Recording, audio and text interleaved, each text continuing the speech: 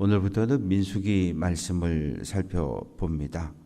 민수기라고 하는 책의 이름은 이 숫자를 세는 책, 그런 의미입니다. 이 수라고 하는 단어가 숫자, 수 한자로 그렇게 쓰여져 있어요. 그래서 1장부터 4장까지는 출애굽한 12지파와 레위지파의 인구조사를 하고, 또 26장에 가면 또 한 번 인구조사를 하는, 두 번에 걸쳐서 인구조사를 하는 이야기가 오늘 말씀 속에 기록이 되어져 있습니다.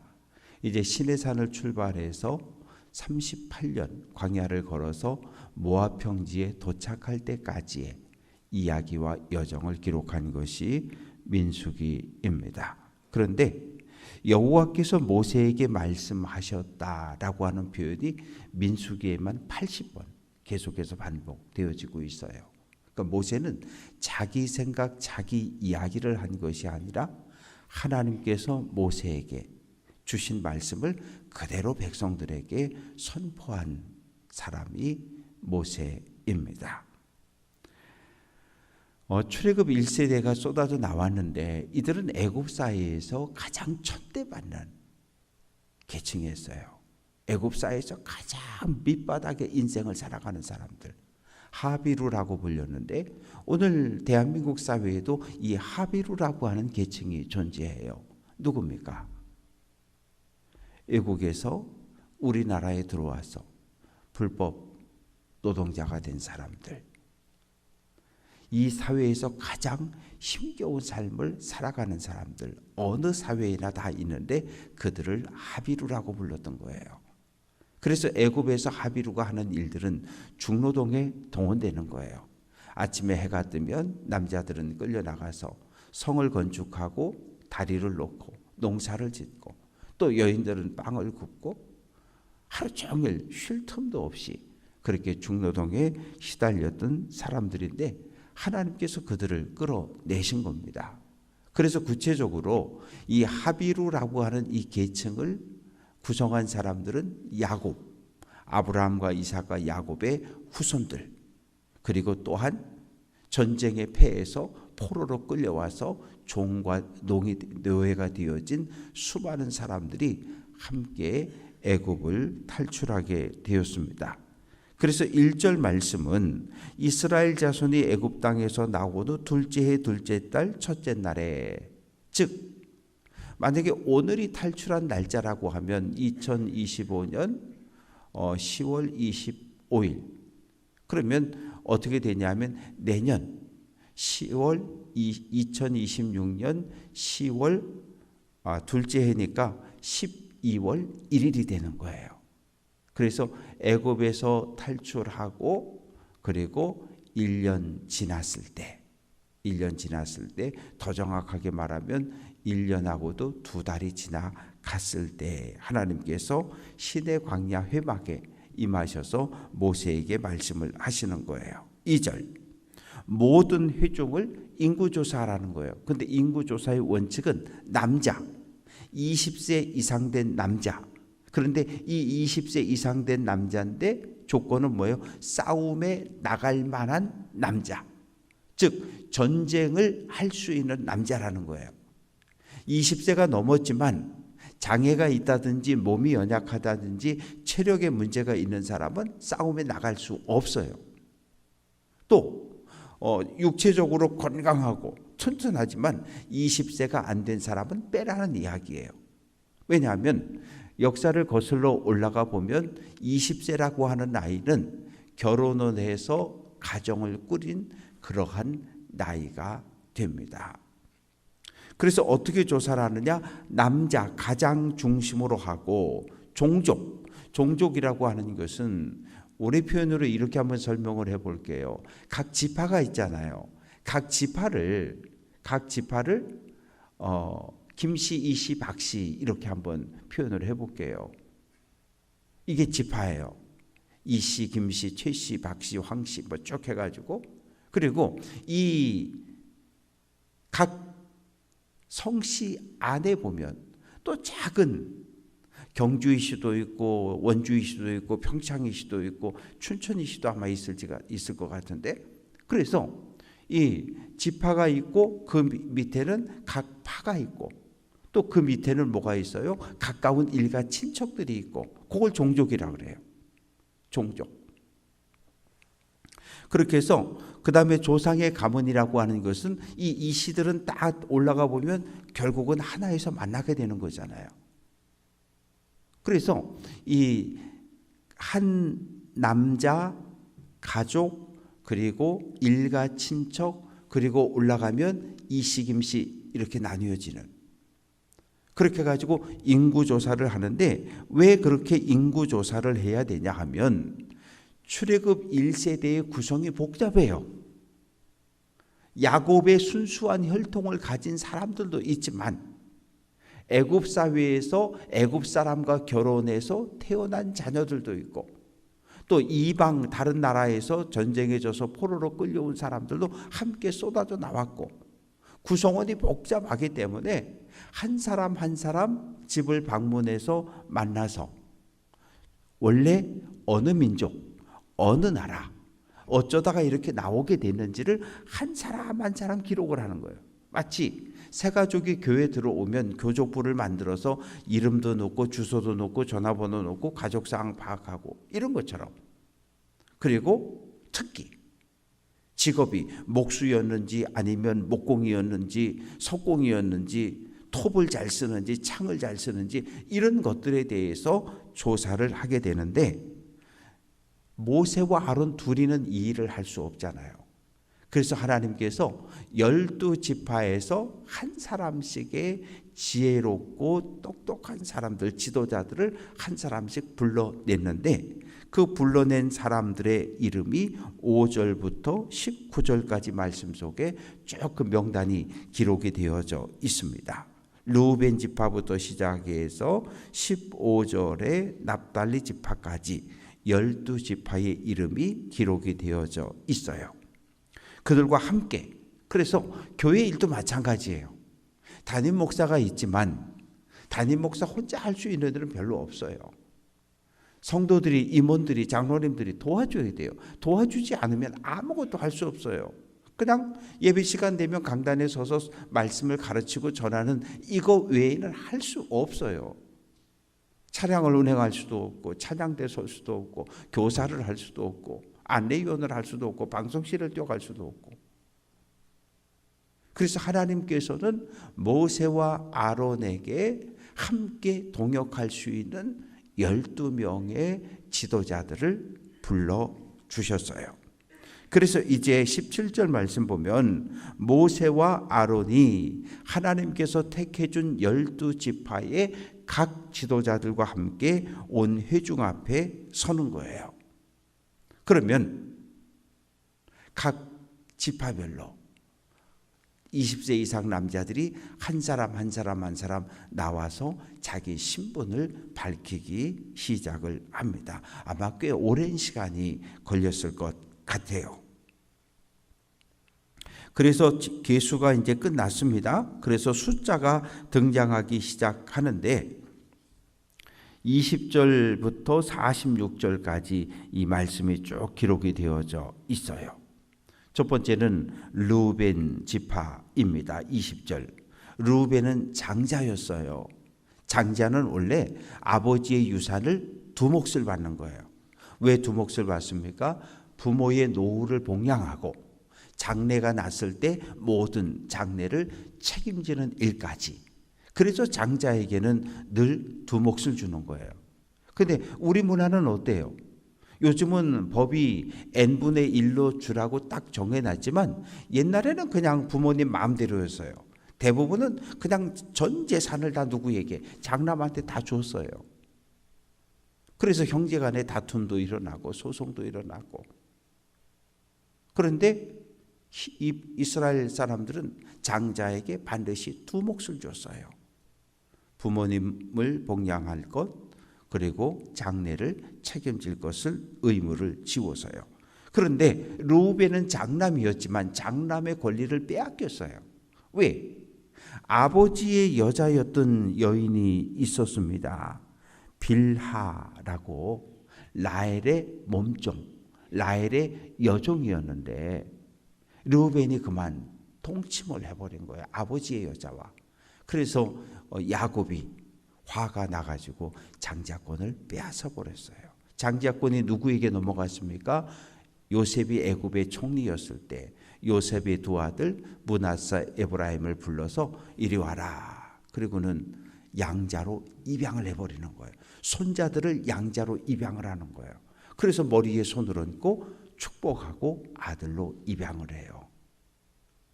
그래서 요셉이 장자권을 갖게 되는 거예요.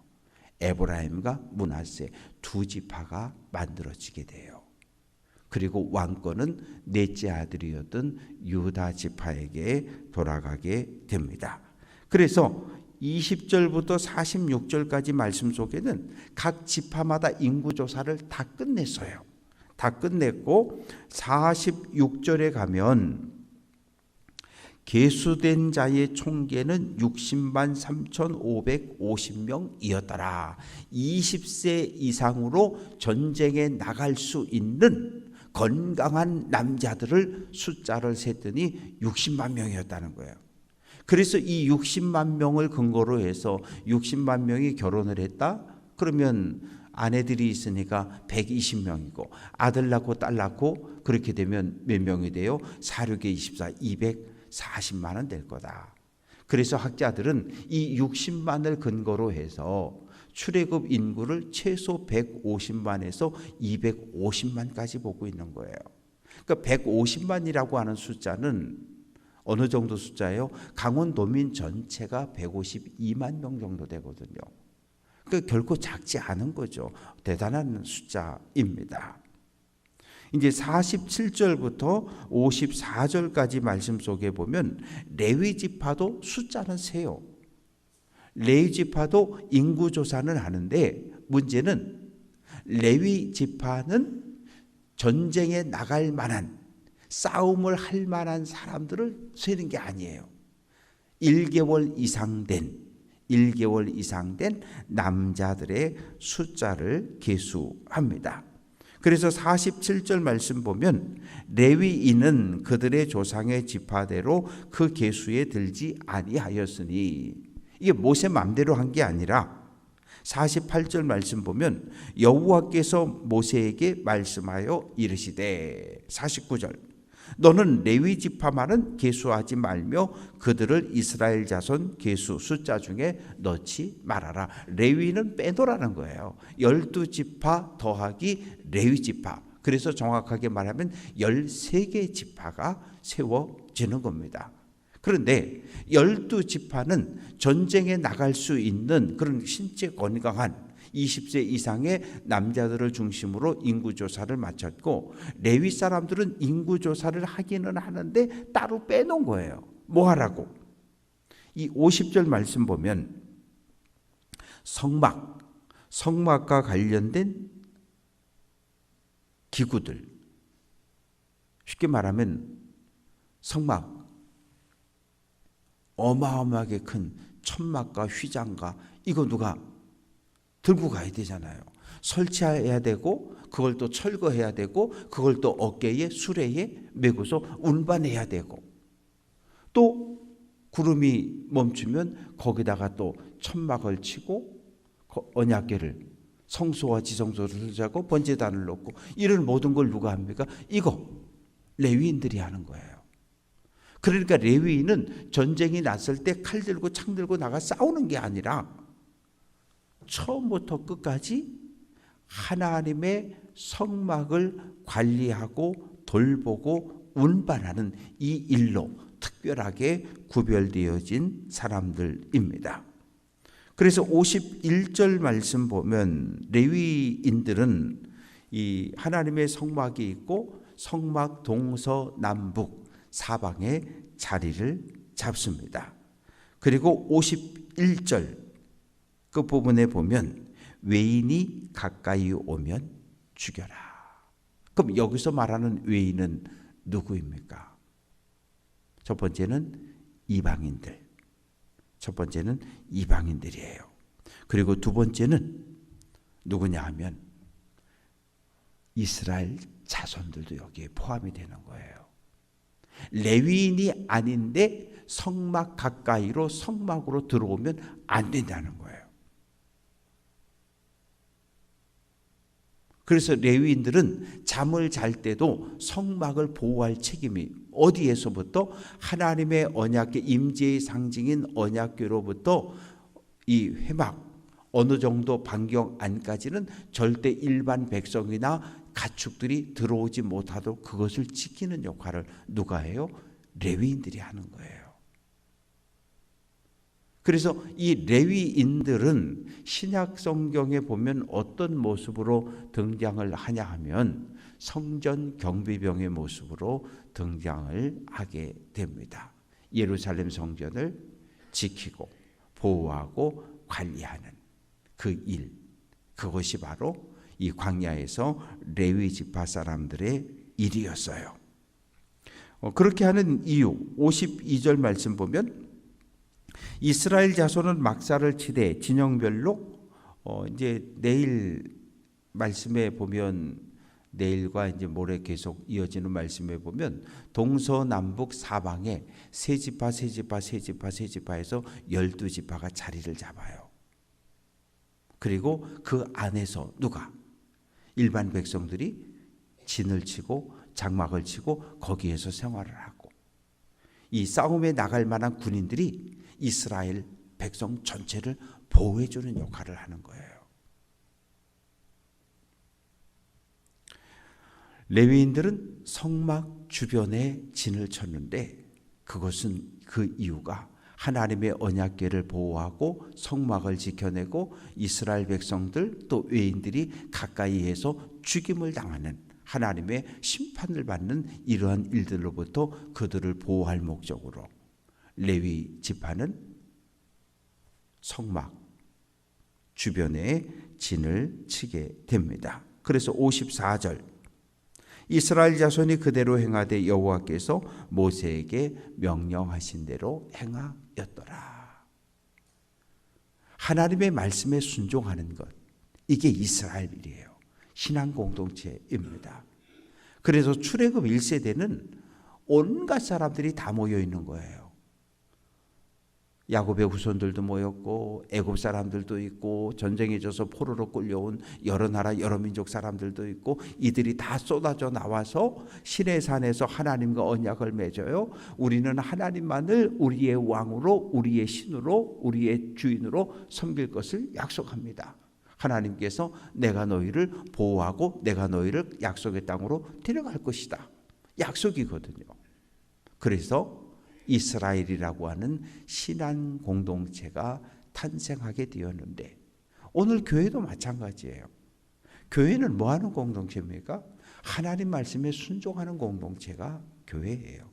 예수님의 가르침에 순종하는 공동체가 교회예요. 사도들의 가르침에 순종하는 교회 공동체가 교회예요. 그러니까 교회는 하나님의 말씀에 순종할 생각이 전혀 없는 사람은 교회를 나올 필요가 없는 거예요. 교회를 나오기는 나오는데 늘 언제나 내 생각과 내 주장을 앞세우기 시작하면 그 사람은 그분은 교인이 될 수 없는 거예요. 왜? 하나님의 뜻, 하나님의 말씀에 순종해야 하는 공동체가 교회인데 교회에 몸은 들어와 있지만 순종할 생각이 전혀 없다면 그는 하나님 앞에 교인이 될 거룩한 성도가 될 자격이 없습니다. 말씀을 정리해 봅니다. 모세와 아론, 하나님은 12명의 임원들을 일꾼들을 붙여주셨어요. 그러니까 목사에게도 우리 부목사님, 전도사님, 장로님, 권사님 임원들을 성도들을 붙여주신 거예요. 뭐하라고? 함께 주님의 몸된 교회를 섬기고 하나님의 말씀에 순종하는 공동체를 세워가라고. 교회 안에 우리 모두는 하나가 돼야 되는 거예요. 마음이 하나 돼야 되고 그리고 서로 협력해야 되고 그래서 뭐를 하나님의 뜻이 이 땅에 이루어지도록 오늘 한 날도 힘쓰고 애써 믿음의 길을 잘 달려갈 수 있는 귀한 성도들 될 수 있기를 주님의 이름으로 축원합니다.